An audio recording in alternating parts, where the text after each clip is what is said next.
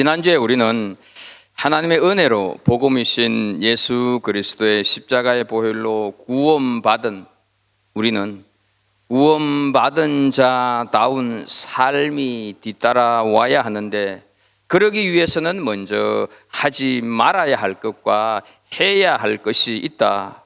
먼저 하지 말아야 할 것은 이 세상을 본받지 않는 것, 이 시대의 풍조, 이 시대의 가치관, 이 시대의 경향, 이 시대의 패턴, 이 시대의 스타일, 이런 데 물들지 말고 이런 것을 카피하지 말아야 한다 하는 것을 살폈습니다.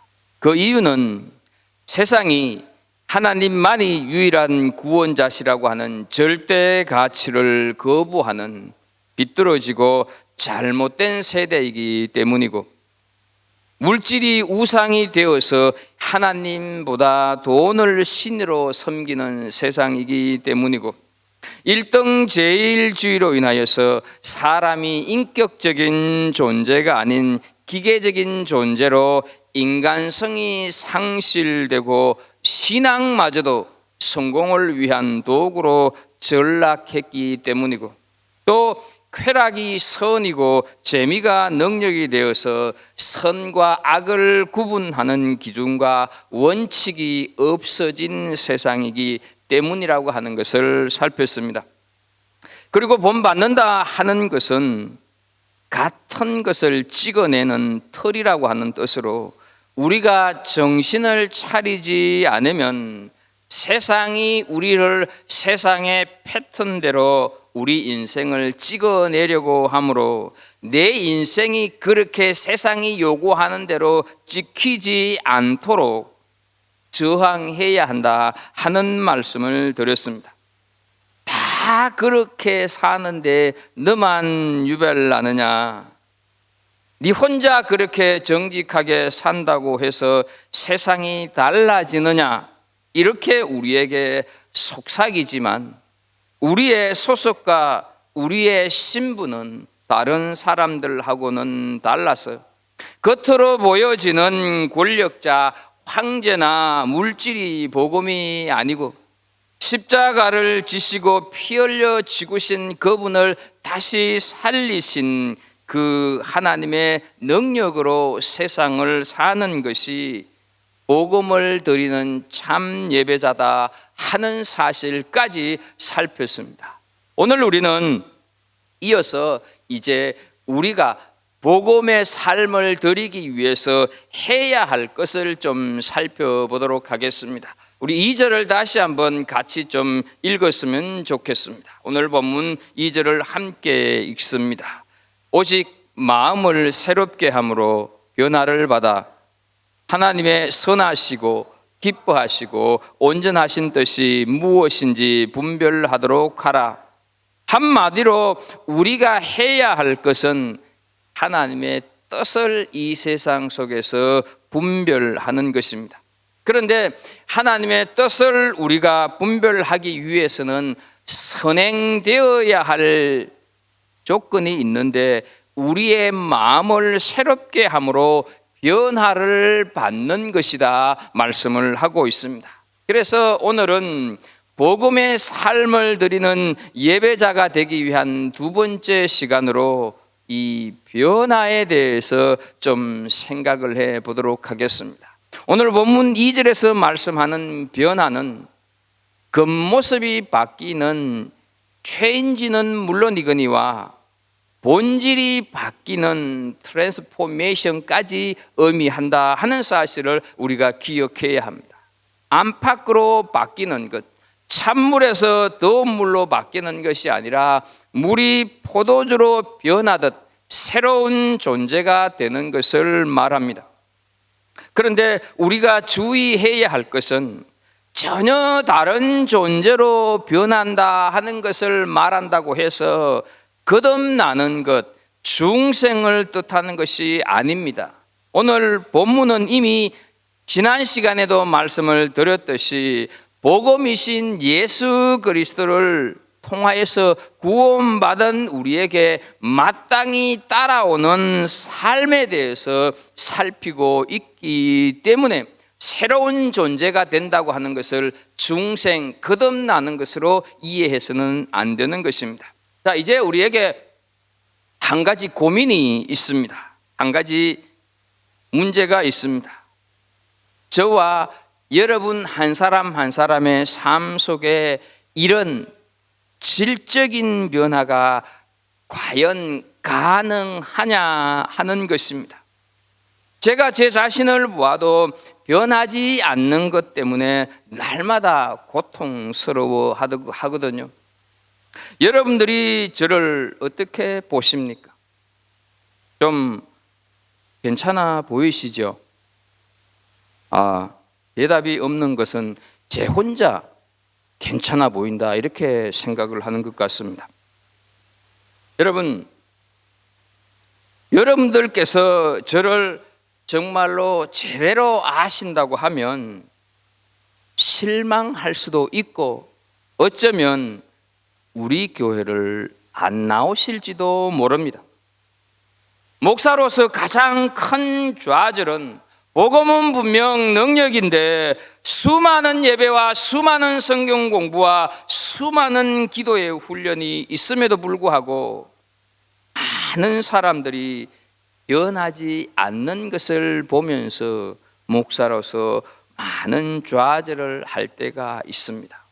자, 그렇다면 정말 이런 변화, 이런 본질적인 변화는 없는가 하는 것이죠. 성경은 분명히 우리로 하여금 변할 수 있다고 말씀을 하십니다. 변할 수가 없는데 변화를 받으라고 말씀을 하시지 않기 때문입니다.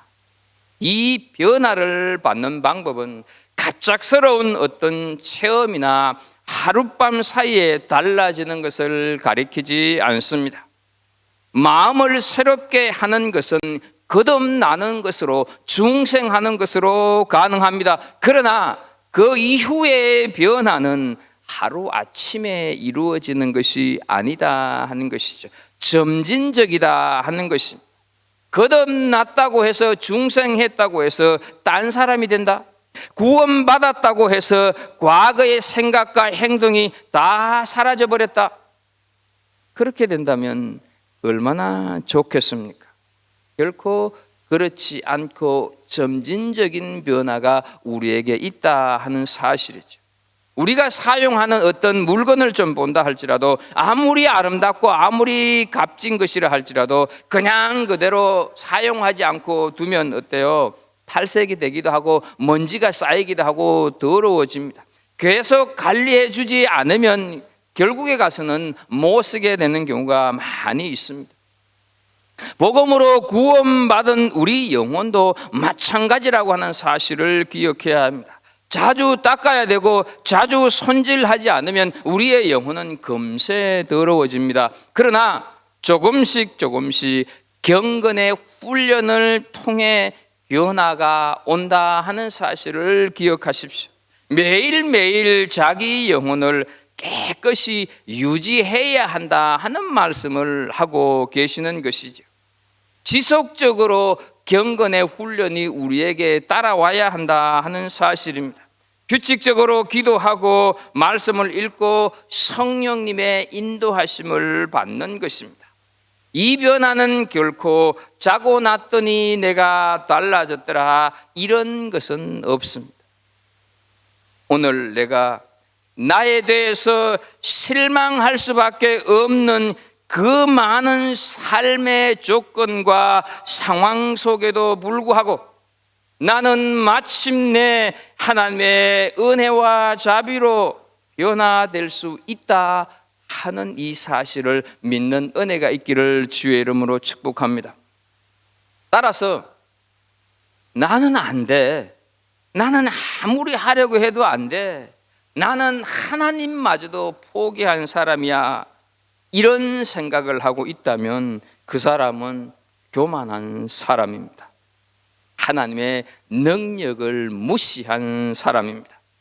욥기 42장 2절에 보게 되면 이런 말씀이 있습니다. 주께서는 못하실 일이 없사오며 무슨 계획이든지 못 이루실 것이 없는 줄 아오니 라고 말씀을 하십니다. 예수님께서 십자가에 달리실 때 우리는 한쪽 편 강도를 기억하고 있습니다. 여러분, 평생을 강도질했습니다. 평생을 남을 덩치는 그런 삶을 살아왔습니다. 그런 인생을 살았습니다. 그러나 그가 예수님을 믿었습니다. 복음의 능력을 믿었습니다. 그 후에 그는 영생을 얻었다 하는 것을 우리는 알고 있습니다. 이 강도도 변했는데 어찌 나는 안 돼, 하나님마저도 나를 포기한 사람이야, 이런 말을 우리가 할 수 있겠느냐 하는 것이죠. 복음의 능력을 믿으십시오. 그리고 복음의 능력을 받아들이는 은혜가 있기를 축복합니다. 자, 그렇다고 한다면 어떻게 우리에게 이런 질적인 변화를 가져올 수 있을까? 자, 이제부터 변화된 삶을 삽시다라고 하는 구호를 외친다고 해서 우리가 변화된 삶을 살 수가 있는가? 수없이 결단과 결심을 했습니다. 그러나 그것이 안 되었습니다. 어떻게 그런 변화가 가능한지 좀 더 구체적으로 살핍니다. 첫 번째로, 우리의 마음이 부패될 수 있는 상황이나 사건이나 사람을 멀리해야 합니다. 사람을 멀리하라고 해서 상종하지 말라고 하는 뜻으로 이해하면 안 됩니다.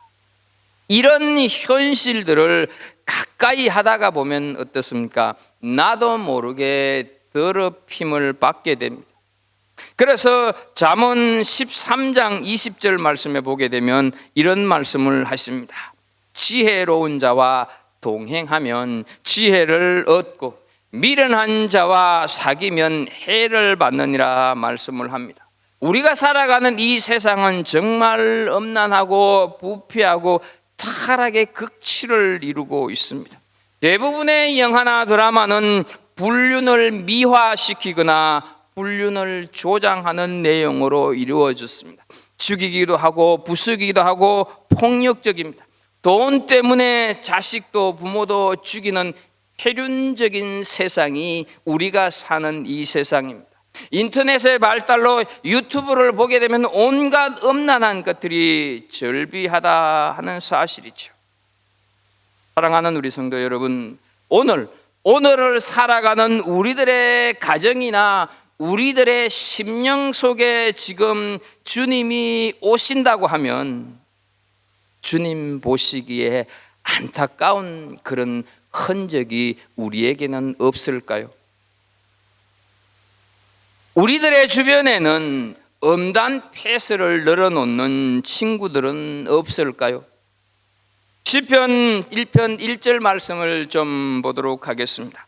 복 있는 사람은 악인들의 꾀를 따르지 아니하며 죄인들의 길에 서지 아니하며 오만한 자들의 자리에 앉지 아니하고, 이렇게 말씀을 합니다.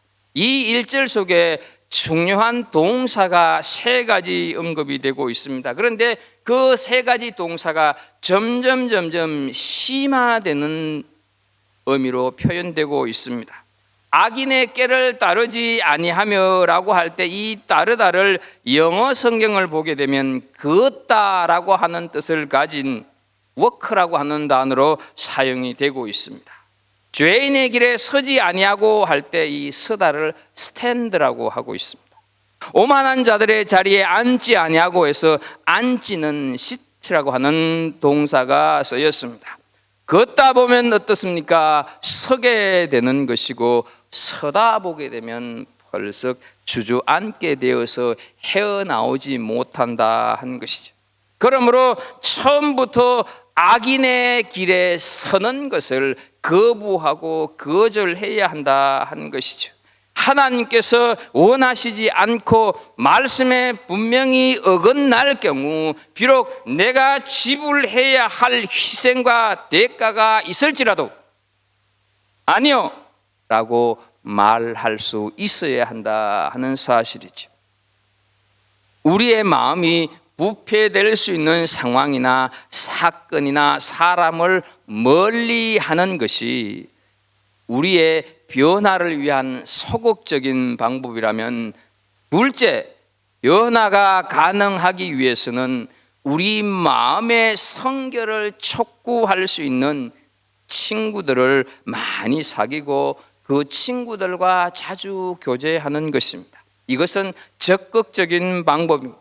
만나기만 하면 신앙의 자극과 도전을 받게 되는 그런 분들을 많이 가까이 하시기를 바랍니다. 그리고 좋은 찬양을 많이 들으시기 바랍니다. 가정에 좋은 영감의 찬양으로 한번 가득가득 채워보십시오. 대중가요나 유행가만 들으면 인생이 우울하고 인생이 허무하게 느껴지고 무의미한 생각이 듭니다. 하루 종일 여러분들이 인터넷으로 뉴스만 보게 되면 남을 비판하고 남을 비판하는 마음으로 내 자신도 모르게 가득 채워진다 하는 것이죠. 그러나 영감이 가득한 찬양, 아름다운 복음 성가들로 우리의 가정을 한번 채워보십시오. 그 찬양을 듣기만 해도 용기가 나고 위로가 생기고 삶에 대한 의욕과 도전으로 가득 차게 되는 찬양을 많이 가까이 할 수 있기를 바랍니다. 이런 환경을 형성하는 것은 대단히 중요합니다. 좋은 말씀을 늘 가까이 하고 늘 기도하는 이 변화의 조건을 만들어 가게 되면 우리는 분명히 우리의 삶이 변화될 줄로 믿습니다. 한순간에 단 하루에 가능하지 않다 할지라도 늘 말씀과 기도를 가까이 하는 삶이 되었으면 좋겠습니다. 매일 아침 5분간 성경 보고 매일 아침 5분간 기도하고 매일 아침 5분간 하나님을 묵상한다면 그것이 5년 후, 10년 후, 15년 후에는 엄청난 변화를 가져올 수 있습니다. 여러분, 하루 20분 공동체 성경 읽기 최소한 그것만이라도 좀 하십시오. 그리고 지난주부터 시작된 새벽기도 5시 50분 시작하니까 결코 이런 새벽은 아닙니다.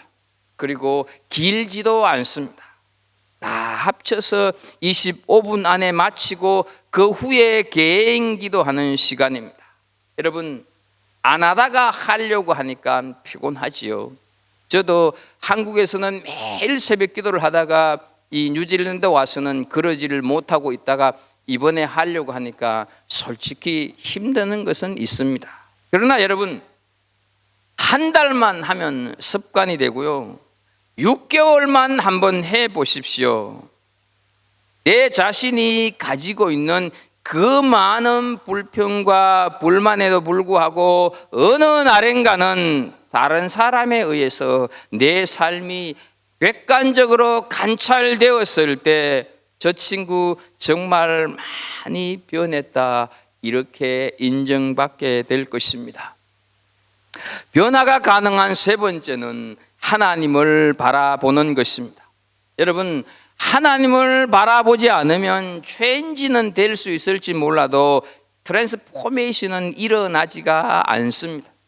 하나님께서 이스라엘 백성들을 모세의 인도하에 출애굽시켜서 시내산에 도착했습니다.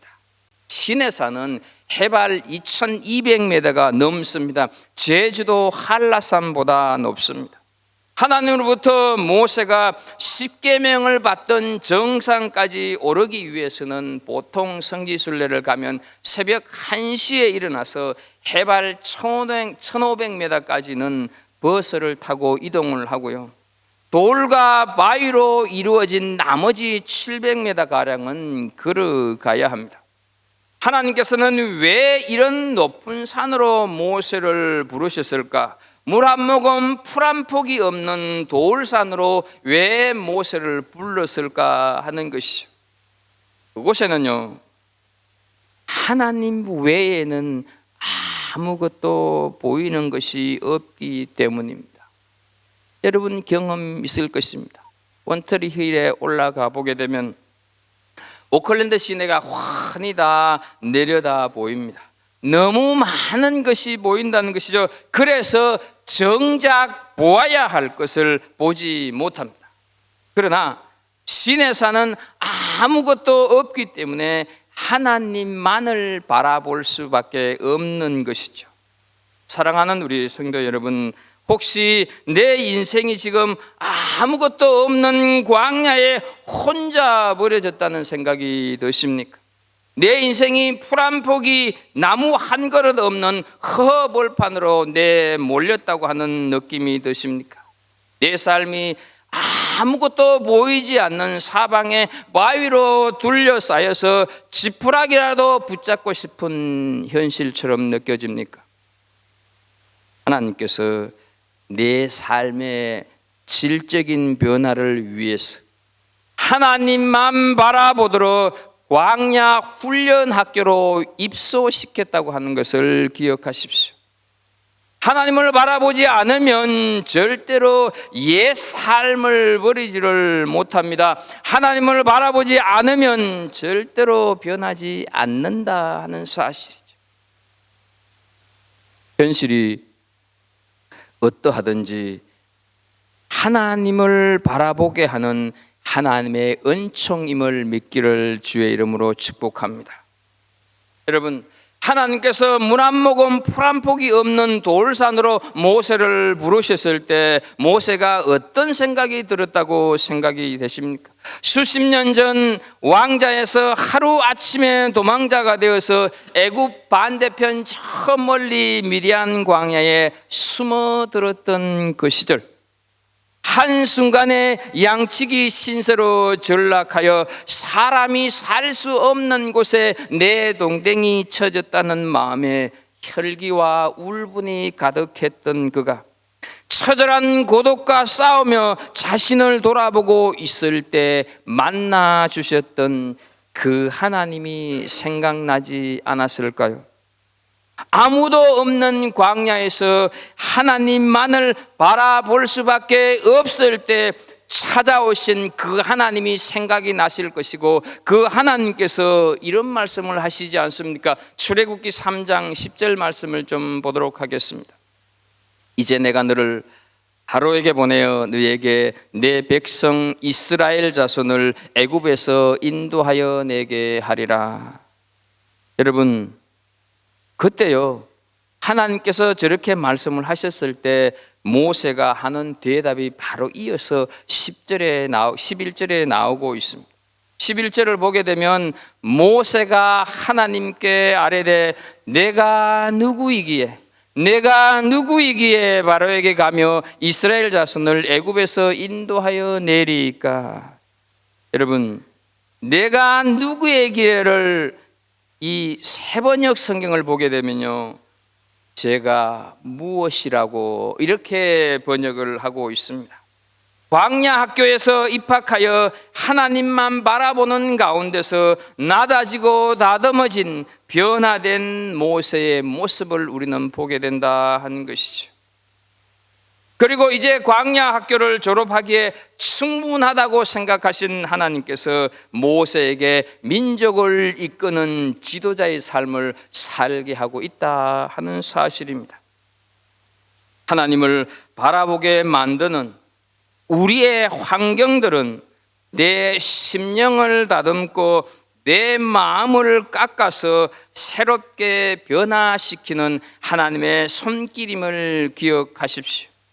어떤 상황에 내몰리고 무슨 형편에 처하든지 하나님만 바라보는 신앙으로 변화받는 역사가 있기를 주의 이름으로 축복합니다. 구원받은 우리가 해야 할 것, 오늘 본문 2절에 근거하여서 두 번째로 하나님의 선하시고 기뻐하시고 온전하신 뜻을 분별해야 한다 하는 것입니다. 여러분, 여기에서 분별이라고 하는 말은 입증한다라고 하는 의미로 내가 실천을 해보고 사실임을 확인하라, 그런 뜻을 가지고 있습니다. 누가복음 14장 19절 말씀을 보게 되면 또 한 사람은 이르되 나는 소 5겨리를 샀음에 시험하러 가니 청컨대 나를 양해하도록 하라 하고 라는 말씀이 있습니다. 예수님께서 비유로 잔치를 베풀고 종들을 보내서 사람들을 초청을 했을 때 한 사람이 예수님께 나와서 나는 소 5마리, 소 5겨리를 샀음에 시험하러 가야 된다. 이 소가 밭을 제대로 잘 가는지 아닌지 시험하러 가야 된다라고 하는, 그래서 잔치에 참여하지 못하겠다고 하는 말을 하고 있는데요, 여기에서 시험하다 하는 이 단어가 오늘 본문에 사용된 분별하다라는 뜻을 가지고 있습니다. 여러분, 우리의 마음이 새롭게 돼서 변화를 가져오게 되면 하나님께서 선하게 여기시고 하나님께서 기뻐하시고 하나님께서 온전하신 뜻이 무엇인지 우리가 알게 된다 하는 것이죠. 하지만 단지 지식적으로 아는 것이 아니라 그것을 실행하여서, 그것을 실천하여서 정말 그것이 하나님의 선하시고 기뻐하시고 온전하신 뜻이라고 하는 것을 확정하여서 알아야 한다 말씀을 하는 것이죠. 다시 말씀드리면 우리가 살아가는 삶의 현장, 우리의 일상은 바로 하나님께서 선하게 여기시고 하나님께서 기뻐하시고 하나님의 온전하신 뜻이 무엇인지를 알아가는 실천의 장, 확인하는 확인의 장이 되어야 한다 하는 것입니다. 자, 그럼 복음의 삶을 드리는 예배자로서 하나님께서 기뻐하시는 실제적인 복음의 삶은 어떤 삶일까? 빌립보서 2장 17절 한 곳만 좀 보겠습니다. 만일 너희 믿음의 제물과 섬김 위에 내가 나를 전제로 드릴지라도 나는 기뻐하고 너희 무리와 함께 기뻐하리니 말씀을 하고 있습니다. 여기서 바울 사도가 고백하는 전제라고 하는 단어는 구약의 제사를 의미합니다. 그런데 바울 사도는 자신을 그 제사의 희생 제물이 되어도 기쁘다 이렇게 고백을 하는 것이죠. 그 이유가 어디에 있겠습니까? 이미 바울 사도는 자기의 전 인생을 하나님 앞에 드리는 제물로 이해했기 때문입니다.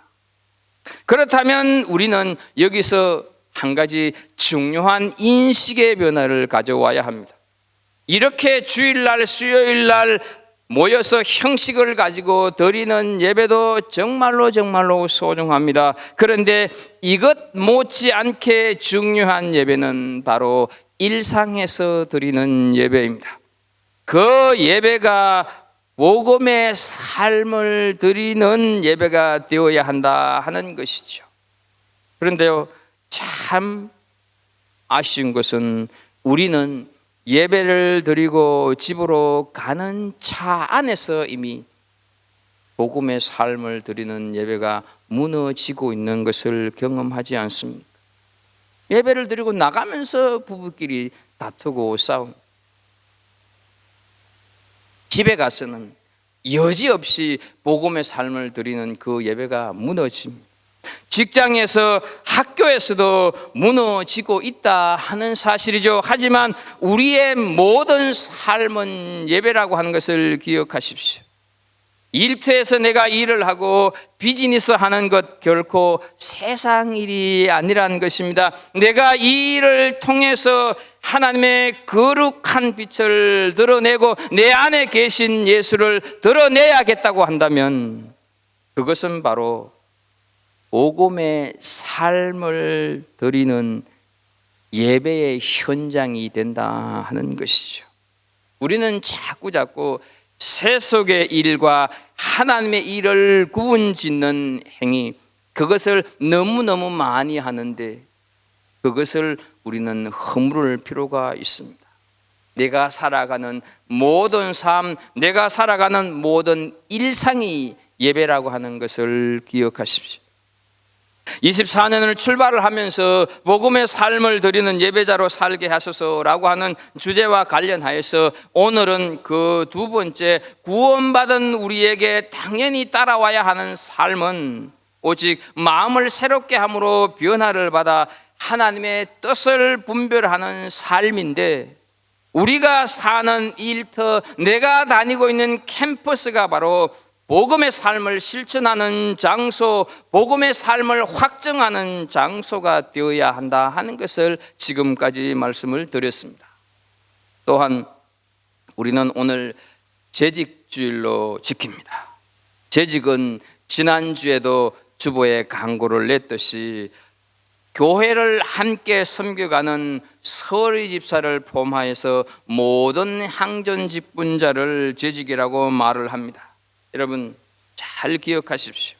우리는 교회 밖에서 자연인으로 살아가기보다 김 집사, 이 집사, 김 장로, 이 목사로 살아가는 경우가 훨씬 더 많지 않습니까? 이미 예수를 믿은 우리는 자연인이 아닌 공인이라고 하는 사실을 기억하십시오. 따라서 교회 안에서처럼 밖에서도 복음의 삶을 드리는 예배자로 살아가야 한다 하는 사실이죠. 평신도 신학자인 폴 스티븐슨이라고 하는 분이 이런 말을 했습니다. 교회만 다니지 말고 교회가 되어라. 이분이 말하는 교회의 정의는 물론 보이는 이 건물을 말하는 것이 아닙니다.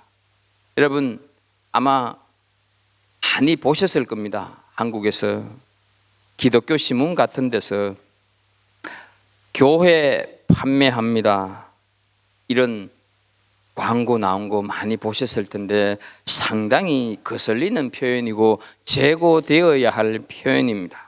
그 뜻은 우리가 이미 알고 있지요. 예배를 드리는 처소를 옮기게 되어서 처분을 해야 되겠다 하는 이런 의미다 하는 것을 우리는 알 수가 있습니다. 그런데 제목이 교회를 판다, 이건 아니라는 것입니다.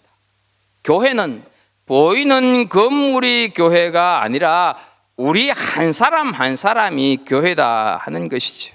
이런 측면에서 우리보다 먼저 신앙생활 하셨던 우리 할머니, 할아버지들은 정말로 똑똑하셨던 분들입니다. 그들은 어떤 단어를 썼습니까? 예배당 혹은 교회당이라고 하는 정확한 표현을 썼습니다. 예배당은 예배를 드리는 장소라고 하는 뜻입니다. 건물은 예배를 드리는 장소입니다. 이 폴 스티븐슨이 말한 교회만 다니지 말고 교회가 되라 하는 말은 우리의 의식 세계를 다시 한번 생각하게 만드는 표현입니다. 우리 자신이, 내 자신이 교회인데 우리가 머무는 학교, 우리가 머무는 가정, 우리가 머무는 직장, 모든 삶의 현장에 우리가 간다고 하는 것은 바로 교회가 가는 거다 하는 것이죠. 여러분 2024년 1월 14일 우리가 드리는 이 예배는 무슨 예배라고 생각이 되어지십니까? 이 예배는 바로 파송 예배입니다. 이 예배를 마치면 교회인 우리는 가정으로, 직장으로, 비즈니스 현장으로, 학교로 파송이 되는 것입니다. 그곳에서 복음의 삶을 드리는 예배자로 사는 것입니다. 이 예배는 교회인 우리가 보냄을 받는 자리다 하는 것을 기억하십시오. 이런 의미에서 우리가 드리는 이 주일 예배는 복음의 삶을 드리는 예배자로 살아가도록 세상으로 보냄을 받는 파송 예배다 하는 것이죠. 6일간의 삶의 자리로 향한 파송 예배인 것입니다. 왜 그렇습니까? 바로 우리 한 사람 한 사람, 우리 각자가 교회이기 때문입니다. 앞으로 우리에게 주어질 6일이 교회로서 삶을 순종해가는 확대된 예배가 될 수 있기를 주의 이름으로 간절히 축원합니다. 그래서 진정 24년 이 한 해는 복음이신 예수 그리스도를 주인 삼고 복음의 삶을 살아내는 그런 거룩한 교회가 될 수 있기를 예수 그리스도 이름으로 축복합니다. 하나님 아버지, 새해를 맞으면서 우리 갈보리 교회는 복음의 삶을 드리는 예배자로 살겠다고 하는 다짐을 하나님 앞에 하면서 지난 시간 오늘 우리가 말씀을 듣습니다.